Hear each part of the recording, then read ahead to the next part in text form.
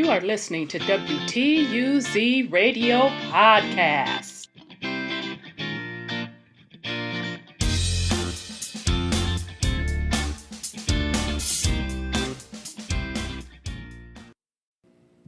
Welcome to WTUZ Radio Podcast. Today's episode, we are following up again on the economy. It seems like this is going to be a series at this point. Gateway to a New Economy. This is part 4. Now, what sparked me to do an update is what's coming out in the mainstream media now.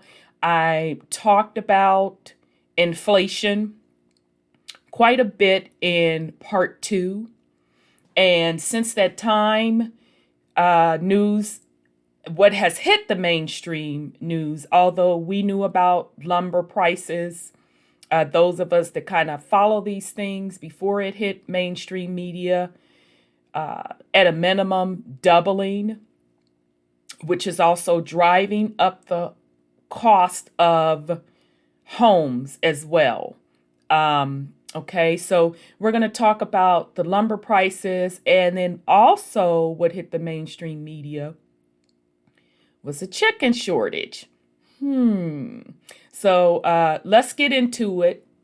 And then I do also kind of want to show you from a historical home price perspective how home prices equate to inflation, and to just show the trend of over time how home prices have skyrocketed, and show you the correlation of the prices of home today as it compares to the 2008 housing crisis.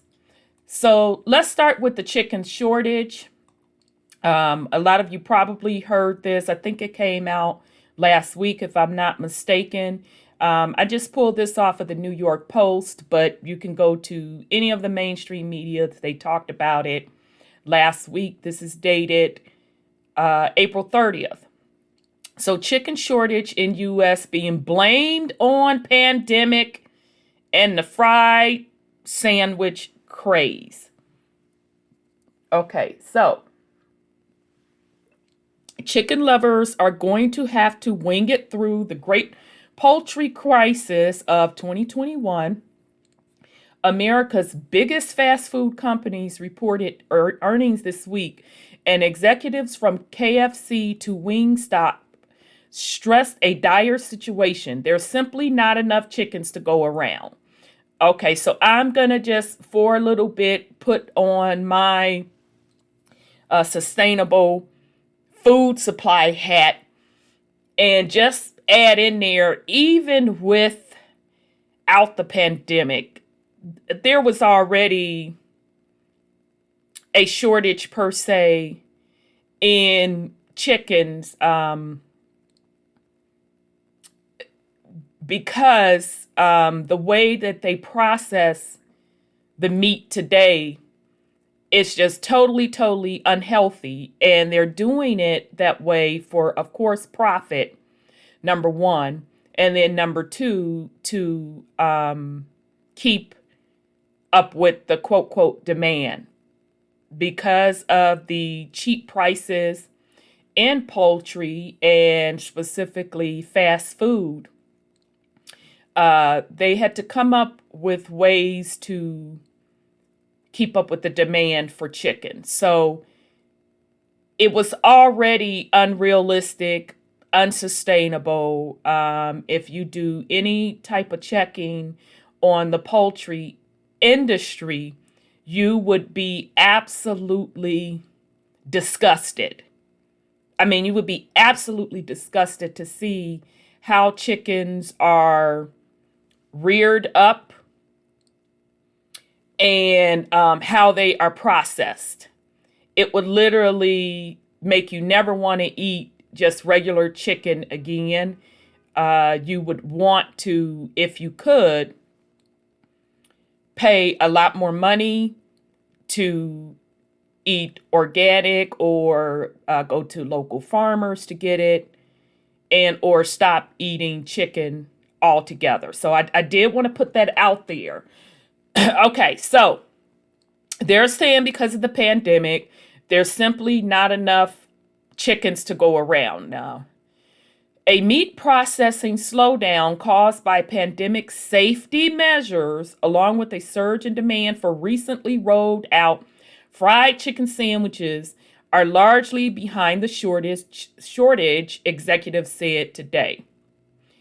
Okay, so I'm going to see if they're going to mention in this article, because I remember when the pandemic kind of got into the thick of it, it was a couple of the meat packing plants that had to be shut down because the workers were catching the virus in droves. Okay.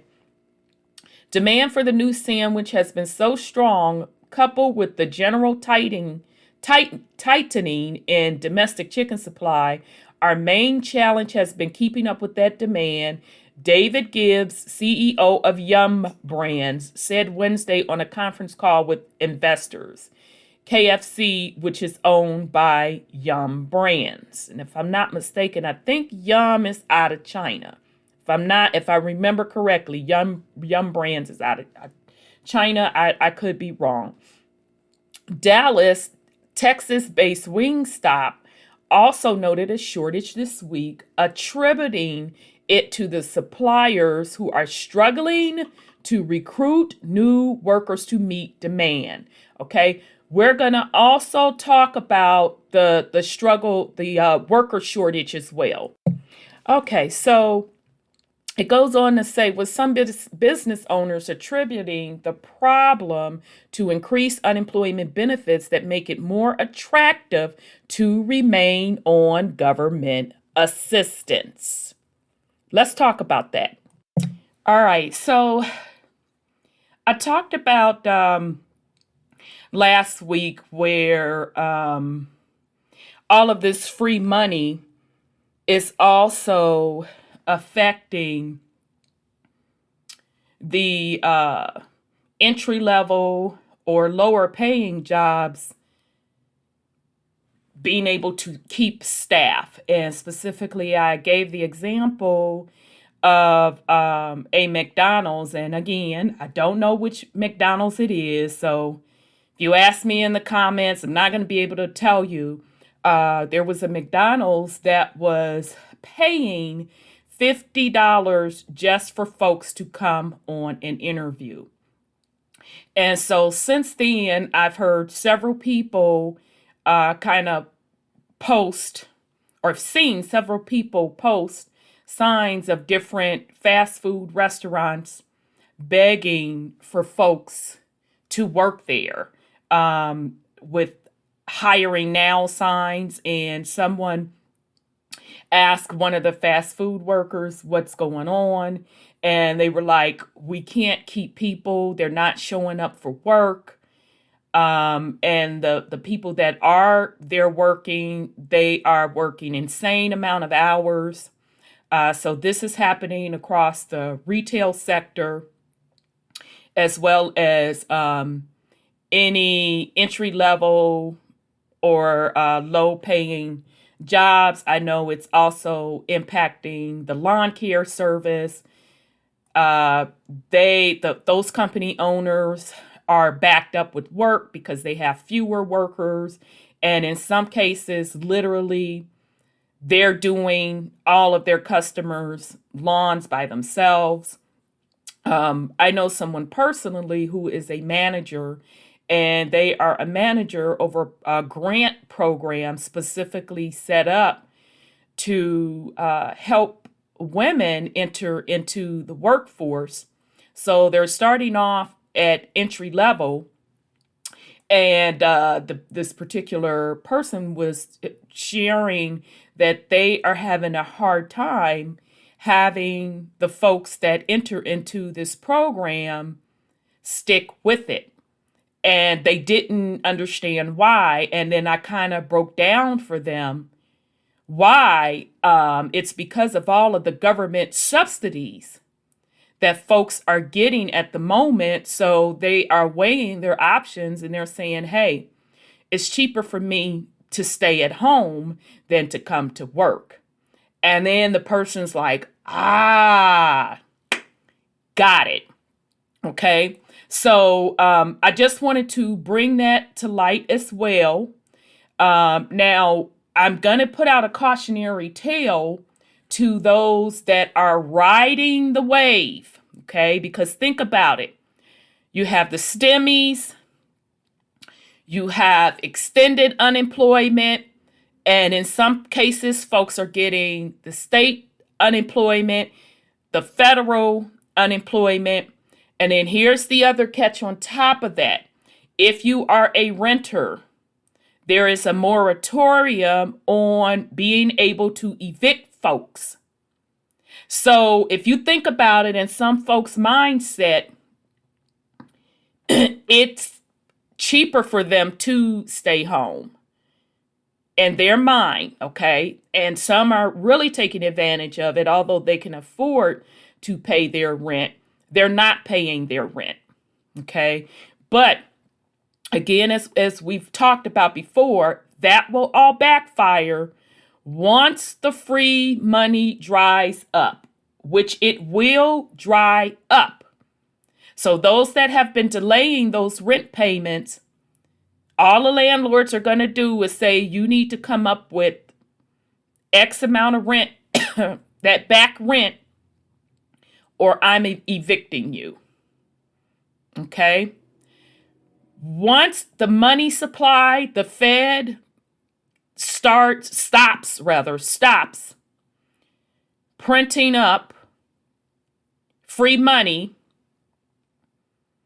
Once the stimulus stop and the free money stop that the Fed is loaning out to the U.S. corporation / government, then everything will start to tighten. So those folks that have been taking advantage of either getting fired from these entry-level jobs or not showing up,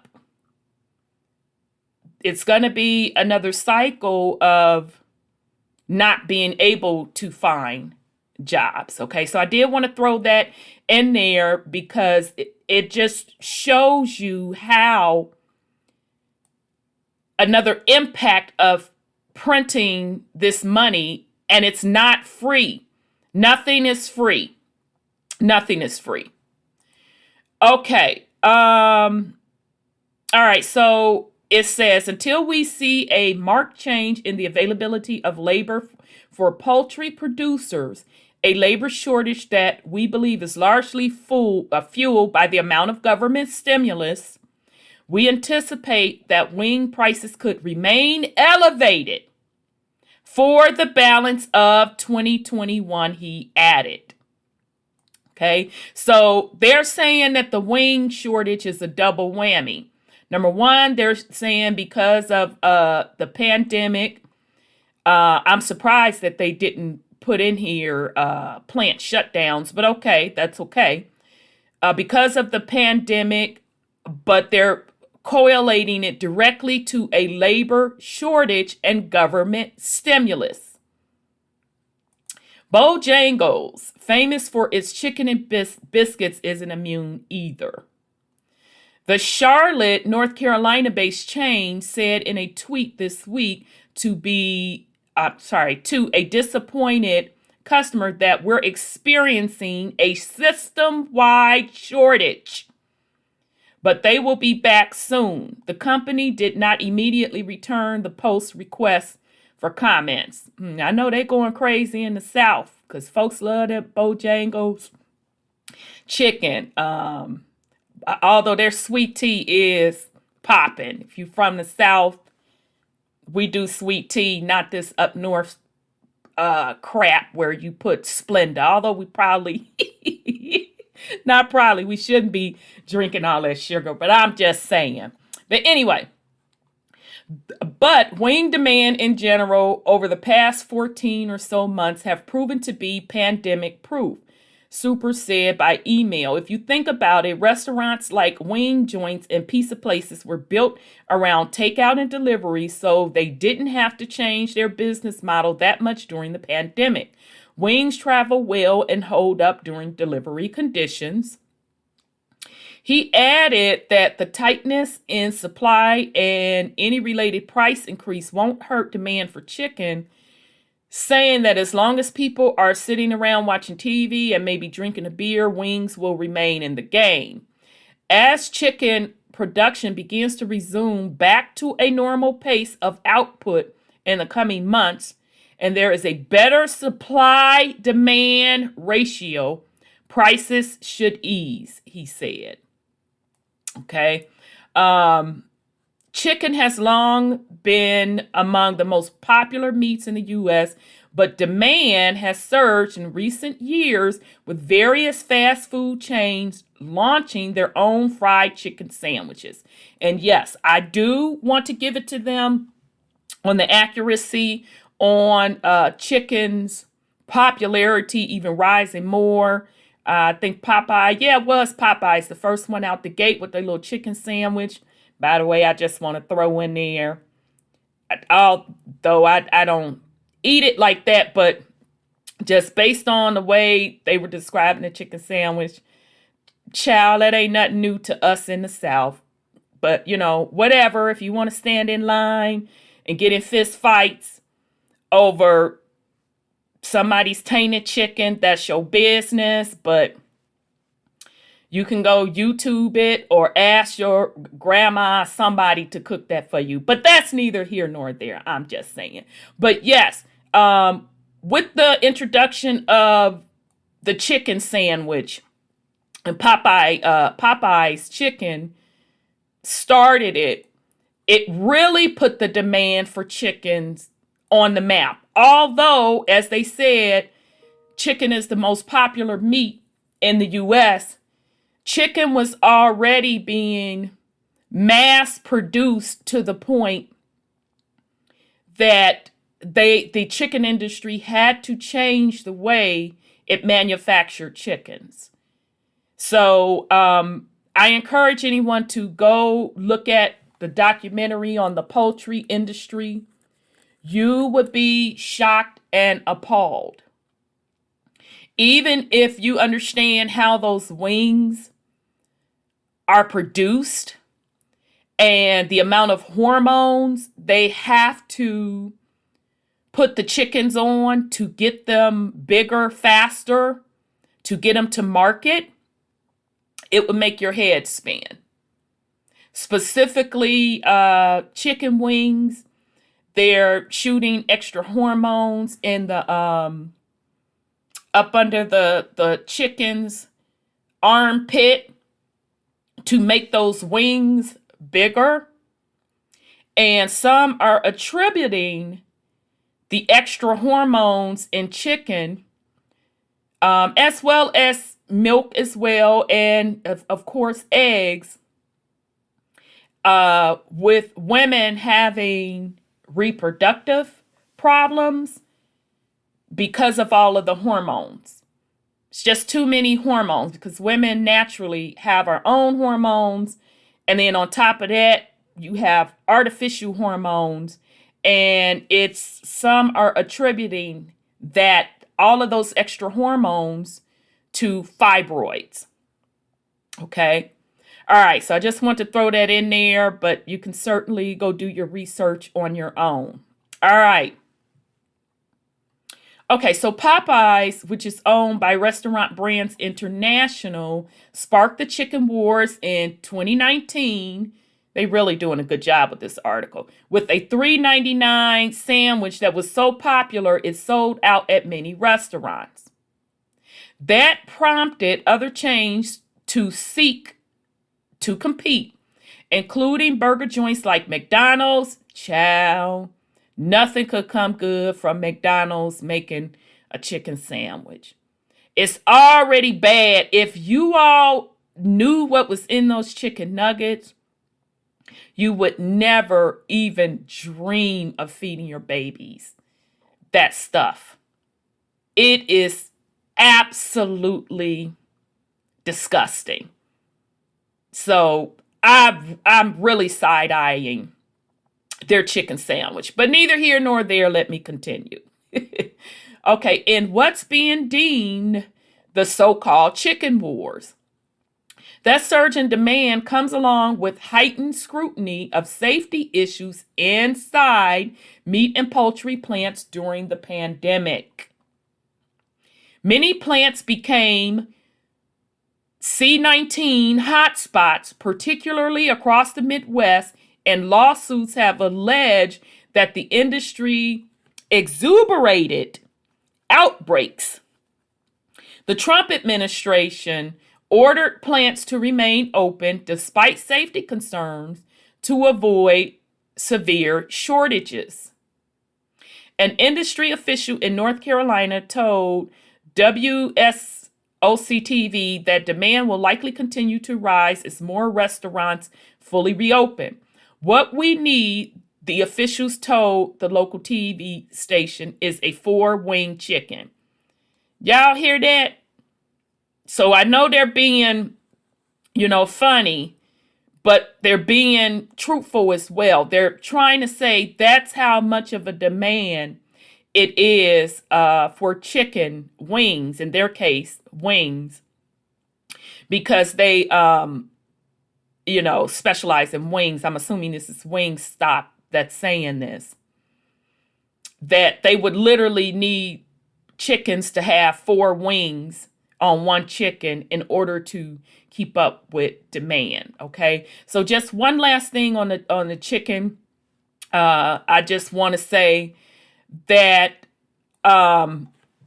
chicken itself, anybody that's a cook, when you handle chicken, you have to be extremely cautious because you can get salmonella very, very quick. It can spread throughout your kitchen.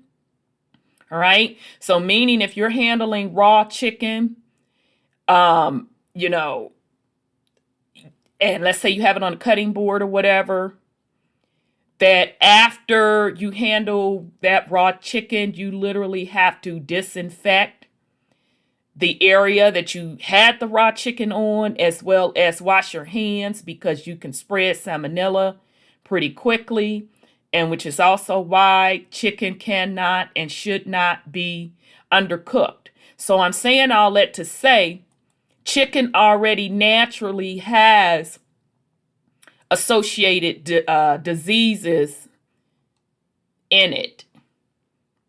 So imagine what a chicken plant, the health hazards of a chicken processing plant. And then you add the C-19. Now, this is what they say, C-19 on top of it. Now, that's what they say. But yet, the plant stayed open. Oh, okay then. I think you're kind of contradicting yourself right there. Okay. So, that's on the chicken demand. Now, I just want to refresh everyone's memory. Remember when the pandemic was in effect in getting into the thick of it last year? You all remember there was an excess of food. Y'all remember that? Where farmers did not have the restaurants coming to them to get the produce and the milk and the eggs, because everybody was at home, so they weren't going out to the restaurants anymore, and the babies weren't at school. So that means the public and the private school supply pipeline for food for the babies, that also was not in play. So farmers had an excess of produce, eggs, milk, and guess what they were doing? They were dumping it in empty fields. And I immediately said, shortages are created. When it's concerning food, shortages are created. And folks were showing where the farmers were dumping the milk. They were showing where they were dumping in little areas massive amounts of crops, of fruits, and of vegetables. Some farmers had a conscience and they just could not do it. So what they started to do, a lot of them gave away as much as they could. And then a lot of them literally hooked up with people with 18-wheeler trucks. They loaded up their produce and they put it out on social media where they were going to be. And the farmers started selling directly to the public. And they were able to sell out. Of course, they were able to sell out because their prices, they cut out the middleman, which was the restaurant industry and all of that jazz. Okay. So I'm just putting it in perspective. On one hand, the pandemic caused a surplus in a certain area, and we had food literally being dumped and wasted. Okay. And then in other areas, in this specific area with the chicken, it caused a surplus. All right. Now, the thing with the chicken was, like I said before, which this article isn't pointing out, there was already a very thin line between supply of how many chickens there are and demand before the pandemic hit with chicken. Because the amount of chicken that is eaten in America, it's really, really hard for them to keep up with it. All right. So just go do a little research and you'll see what they have to do to just keep up with the regular public demand. All right. But because of the pandemic, it has disrupted that supply chain. Plus, with them rolling out Popeyes and them competing with each other over this chicken sandwich. All right. Which, interestingly enough, if you followed a couple of cartoons, I want to say one is Boondocks. If you are not familiar with that cartoon, it's a wonderful series. A young man out of Atlanta did it some years ago. I think they rerun it on Adult Swim. Well worth it. But I remember an episode of folks losing their mind over some doggone chicken. So as soon as the little Popeye sandwich came out, this, that, and the other, those of us that are familiar with Boondocks were like, there you go. That's Boondocks all over again. Okay, so let me get up off the chicken. Let's go to these lumber prices. We've talked about this before. Lumber prices are up 232% and could spiral out of control in the next few months. Now, this is off of Fortune magazine. Now, I said last week when I talked about lumber prices, I told you that's hyperinflation. All right. Now, you have some people running around, not a lot, just some, very few. And they're respectable folks. They're intelligent, but some type of way, I'm still trying to figure out their logic. They don't think we're going to hit an inflationary period. They think that lumber is just a quirk. They think that the other shortages that we're seeing in the supply chain is just a quirk. Oh, okay. All right. But to me, a 100% increase, that's hyperinflation also. We're at 232% with lumber. I'm sorry. That's hyperinflation. So let's read what Fortune has to say. Last week, the price per 1,000 board feet of lumber soared to an all-time high of 1,188, according to Random Lengths. Since the onset of the pandemic, lumber has shot up a whopping 232%. Home builders and DIYers don't want to hear this, but the ceiling could be higher, maybe even a lot higher. On Monday, the May futures contract price per 1,000 board feet of 2x4s, baby, let me tell you something. It jumped from $48 to $1,400. That squeeze, once again, I just cannot believe this. Per 1,000 board feet of 2x4s. Child, so that's any little project you trying to do. From $48 to $1,400?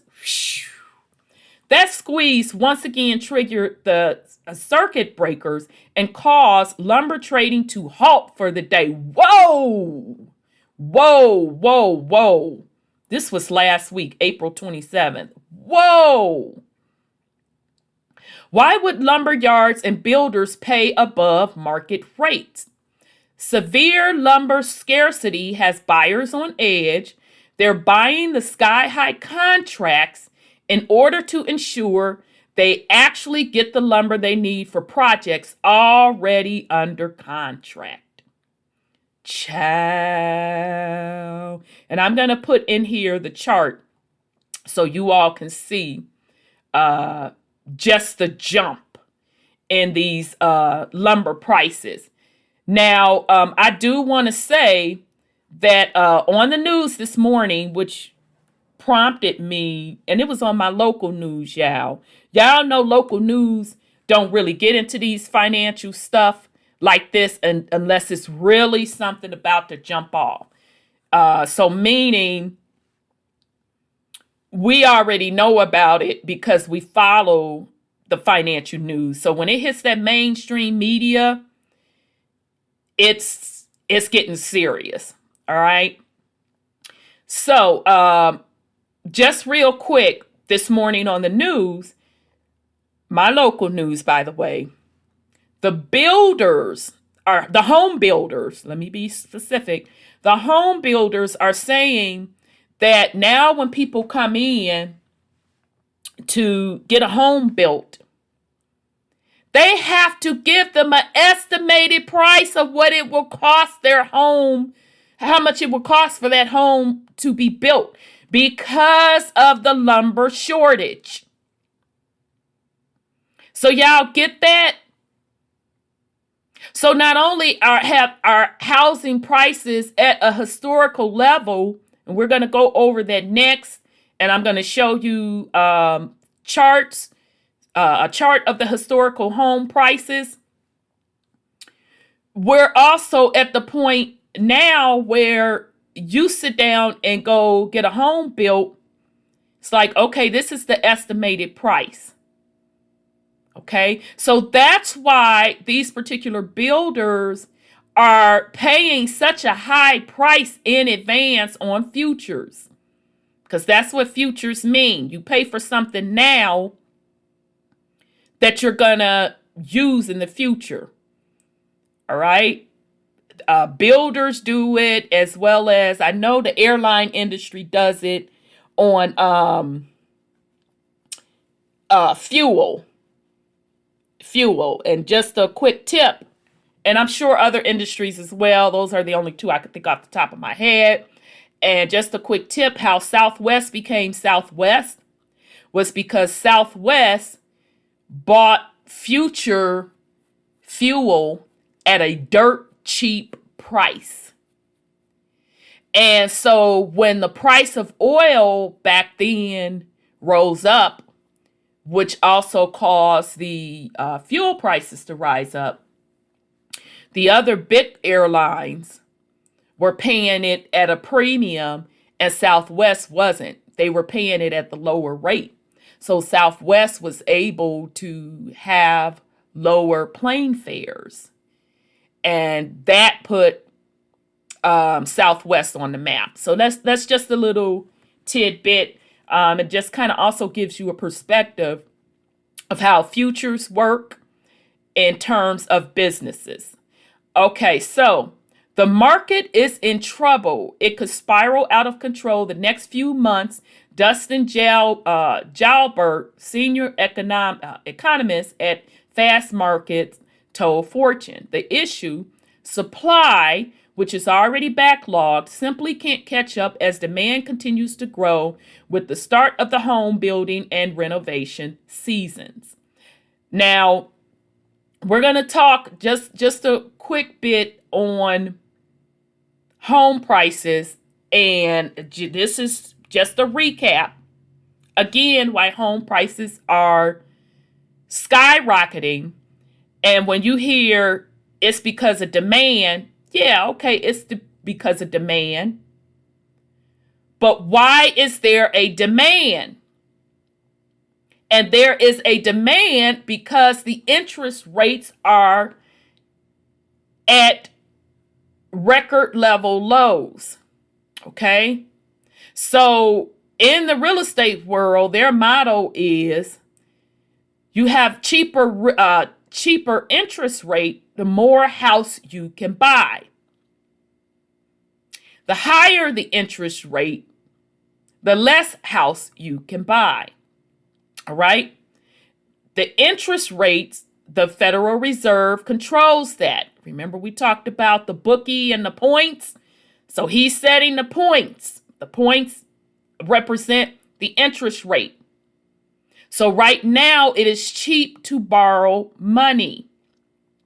So that's what caused the housing boom, to the point that now housing has a shortage.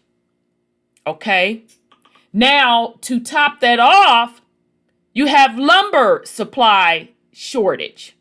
Now, the lumber supply shortage, part of it is because of demand, because of the housing boom. But the other part, they're saying because lumber, it's a shortage on lumber, is because of the pandemic. Are y'all seeing a pattern here? Are you seeing the pattern? Because of the pandemic, the lumber industry had to stop production. I've heard that. I've also heard that there's lumber just sitting and not being put on the market because of the way to transport lumber back and forth, that's also off.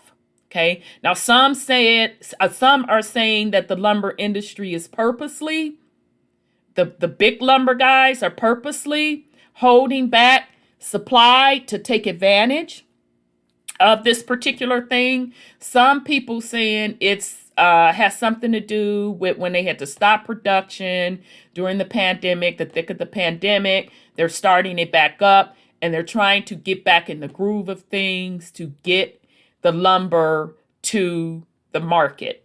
All right. And those that talk about inflation not being a thing, that's what they're using as justification. They're using as justification of inflation is not really going to happen because we just have to wait for the supply chain demand to get back into full rotation. So in other words, goods and services, there is a shortage on them. So therefore, that's why we're seeing what we're seeing. Because of the pandemic, places had to shut down, yada, yada, yada, and everything's trying to come back online, da, da, da, da, da, da, da. Okay, if you say so. All right.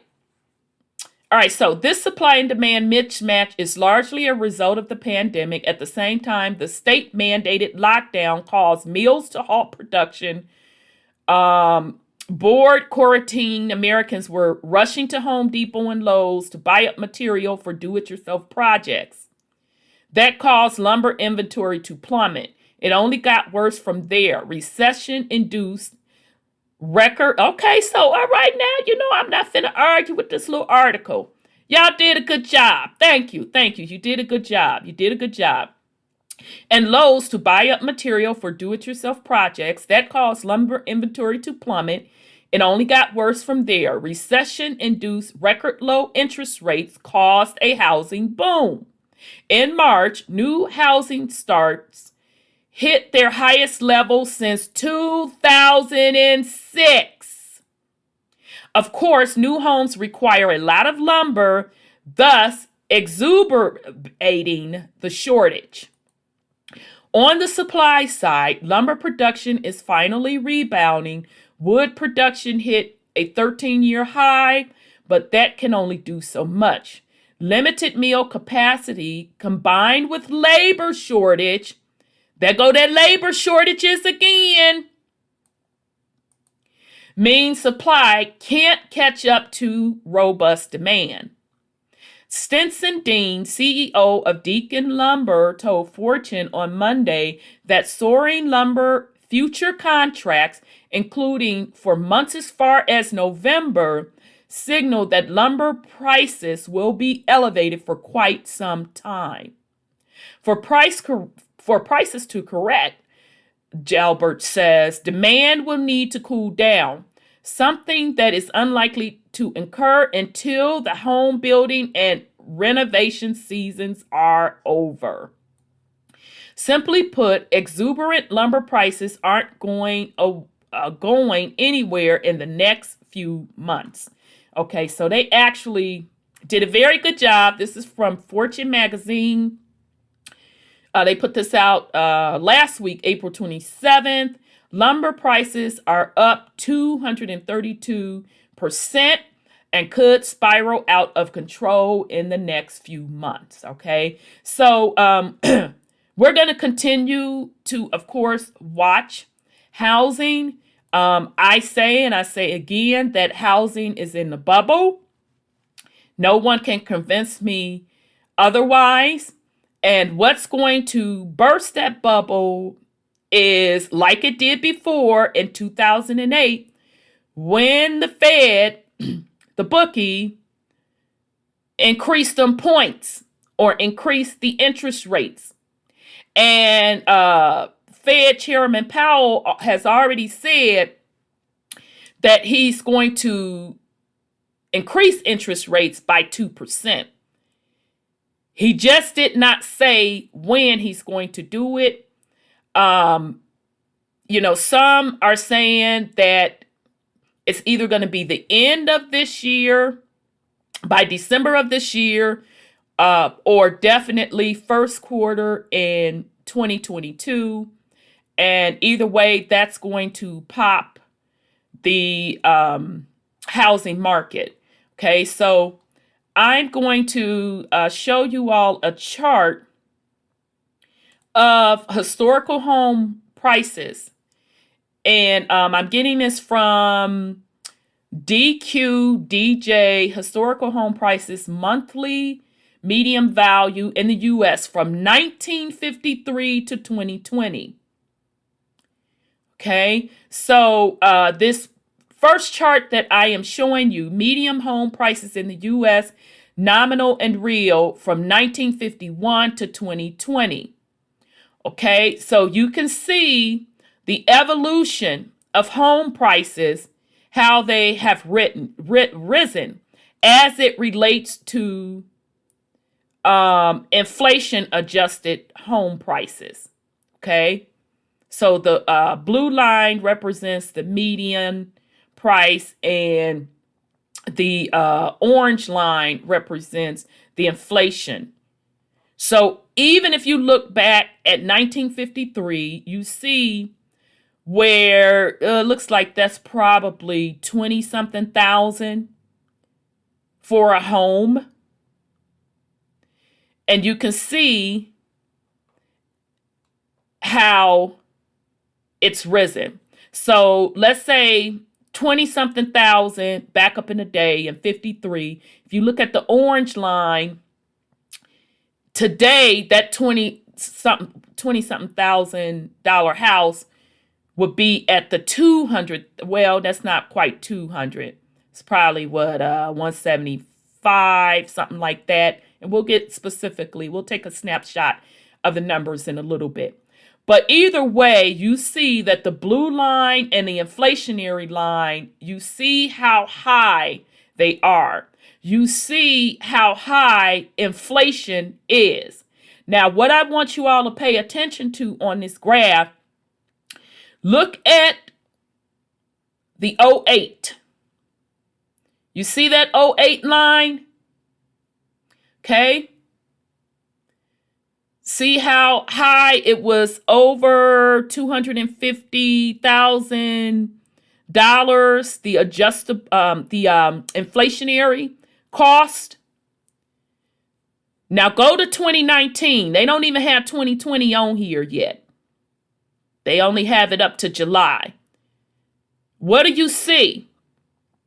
Do you not see that where we are today, and we're actually higher, family? We're actually higher. I just could not find the graph to depict it like that. We're actually higher. So we're higher than the 2008 housing crash. We're actually higher. But even if you want to follow this graph, which shows maybe that may be the same, we're at that same point. Now, I don't know about y'all, but my logic tells me to look at the numbers, look at the charts, and we are in a housing bubble. There's no way to get around that. Now, I want y'all to go back to 2008. Go back to that graph. Go back to that level. You see, at 2008, you see that sharp drop off? That represented the housing crash. Okay? So now what makes people think? What makes people think that we are not at the same point? All right? Okay. Another thing I just wanted to point out with this graph, this can also represent the decline, the spending power in the dollar. Okay? So back up in the 50s, I think it's 18,000, and I'm gonna show you the numbers real quick. 18,000 to buy a house. If you try to buy that same house with the inflationary, the value of the dollar, it takes more dollars. Let's just be clear what inflation is. It takes more dollars to buy the same thing. It takes more dollars to buy the same thing. So you can see the rise in inflation in the U.S. over these decades. That equals the decline of the dollar. All right. So we're going to start with just what I was saying. In 53, median home prices was $18,000. And it's so funny. I remember one of my first little jobs was at a car dealership.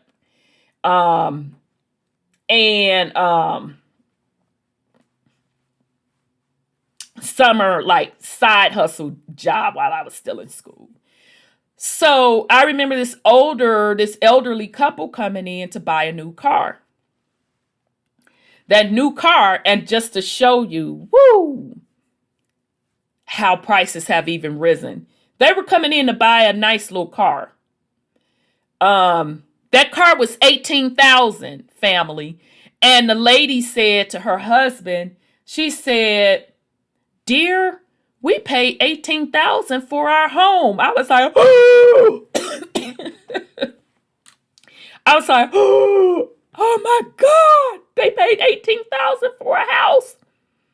Look at the adjustable interest price. That same $18,000 house, you adjust it for inflation, $177,000. So people want to talk about inflation doesn't really exist, and they don't understand the decline of the dollar. This is pretty much telling you it's taking you a heck of a lot more dollars to buy the same thing. Okay? And also, even with that car example, just hit me saying that out loud. They were coming in about, I would say not top of the line luxury, but in the middle scale luxury car. And that was back in the 90s. That was back in the 90s. So 18,000, you try walking in the dealership buying a new, I'm not talking used, new car, a new semi-luxury car for 18,000. Good luck with that. It ain't going to happen. So even from the time that elderly couple came in back up in the 90s till today, inflation has risen. Okay, so we're going to scroll down in this chart and we're going to go to, let me look at '08. I want to be fair. We want to look at the '08 prices. Okay, so you see where '08,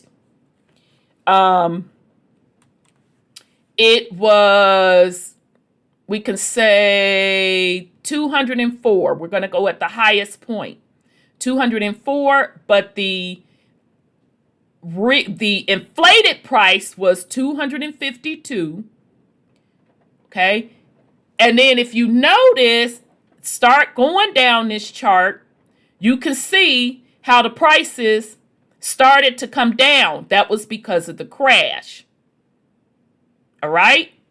The prices started to come down. And I can tell you the prices came down a heck of a lot faster than what this chart is even showing, because of the mass amount of foreclosure inventory that was on the market. And to be honest, it would have been worse. I started really paying attention during the housing crash. That's what totally changed my view on economics, the economy. I started watching it really closely. I started researching. I wanted to understand what went on. So that's how I got pretty versed in this, by watching what went on in 2008.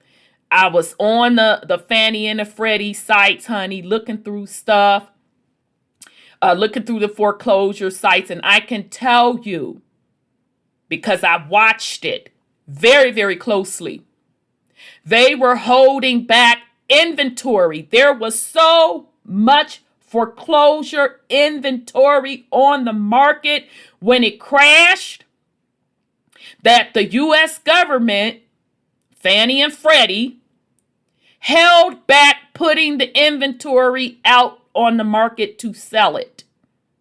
The foreclosed inventory.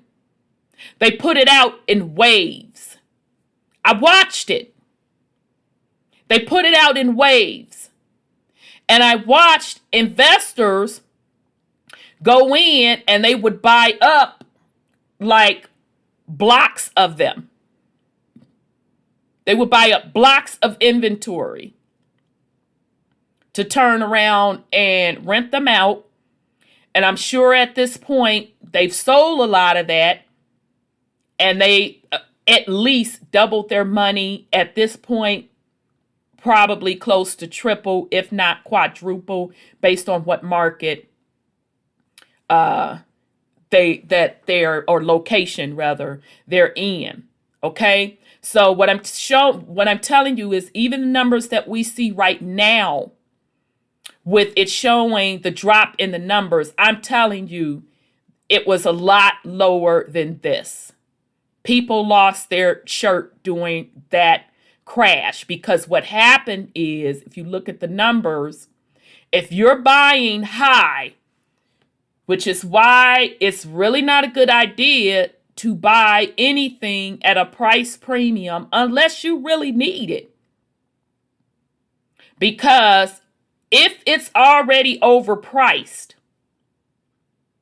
once that fad is over, the dust settles, the true market price will show, and that means you're underwater. So that's what being underwater is about.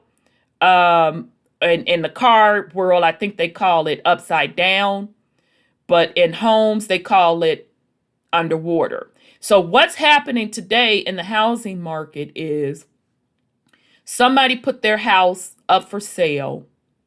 Soon as they put their house up for sale, the bidding wars start. So people start putting in offers above the asking price. And there have been reports that people are winning the bids on the house by overpaying for the house 30%, some as high as 50%. Okay, let's think about that. If a house is really worth market value of $100,000, and we're already in a bubble, think about that.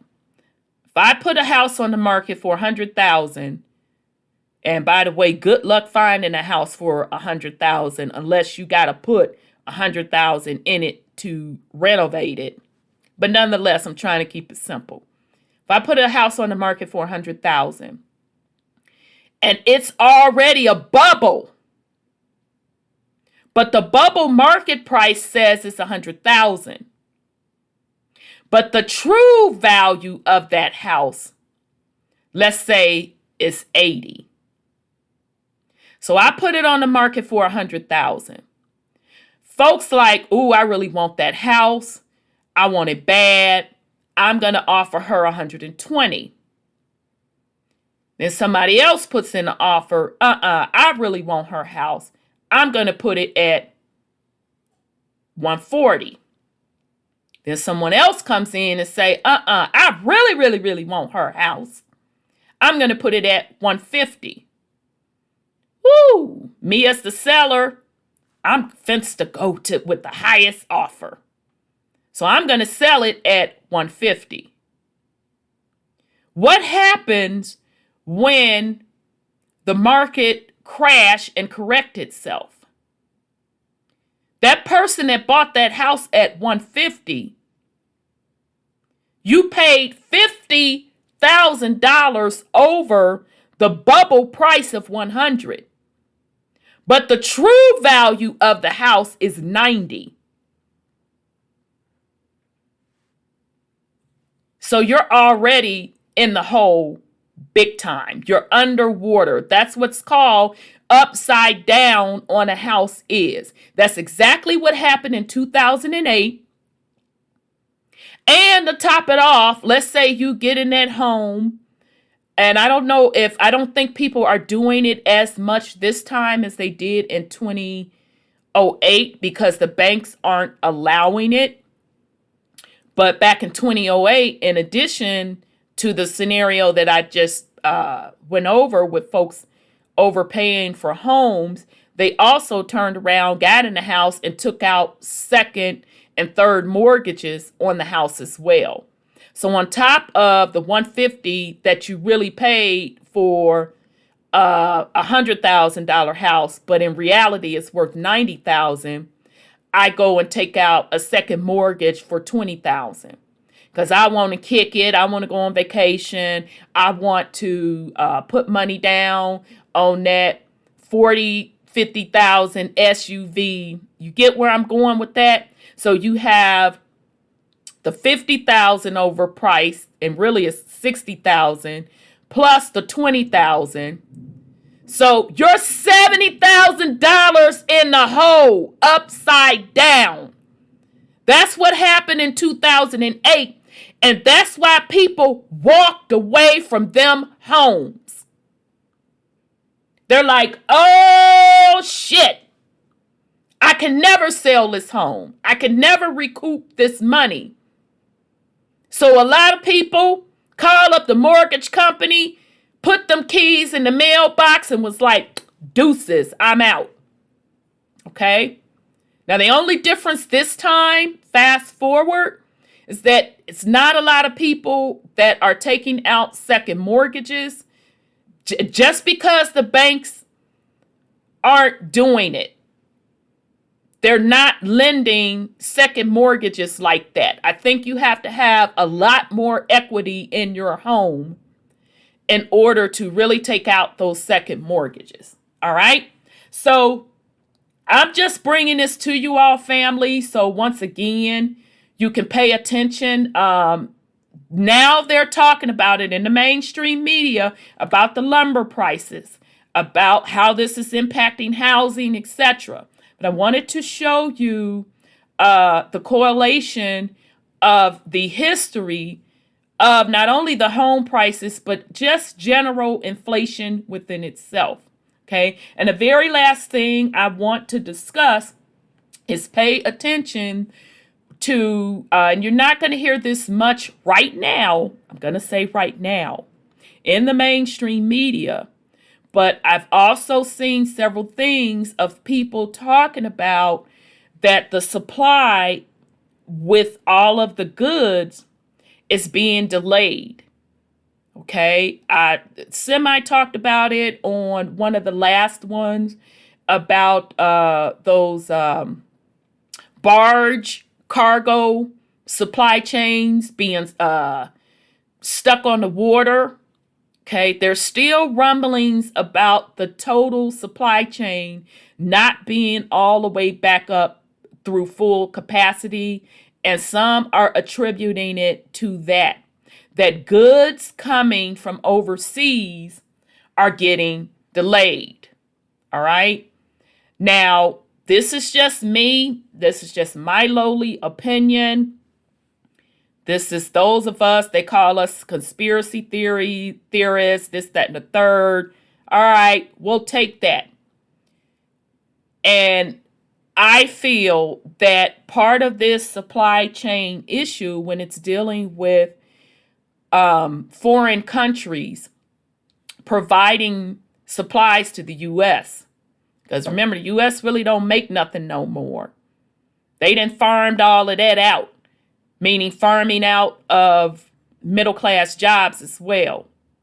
Those particular nations don't want to settle in dollars.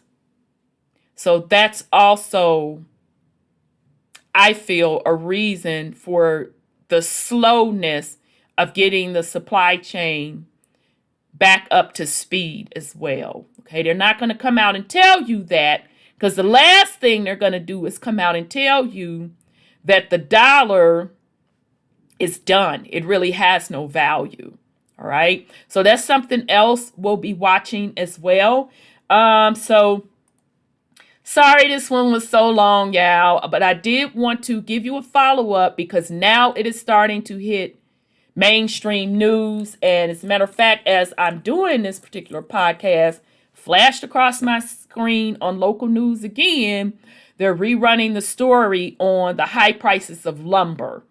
Okay, so they're getting ready. Now, just typically with crashes and financial news going really, really extreme, the trend has usually been in the fall, the September-ish, October-ish. You'll hear the term in the financial world, October surprise. So we're going to see how this shakes out. If there is going to be a fallout at the fall of this year, or if the Fed is going to raise interest rates at the end of this year, which is going to pop the bubble in the housing market, or if he's just going to wait until next year, because he did say that he is going to raise interest rates. So I hope you all are doing well on this Tuesday, and have a great day. Peace and love.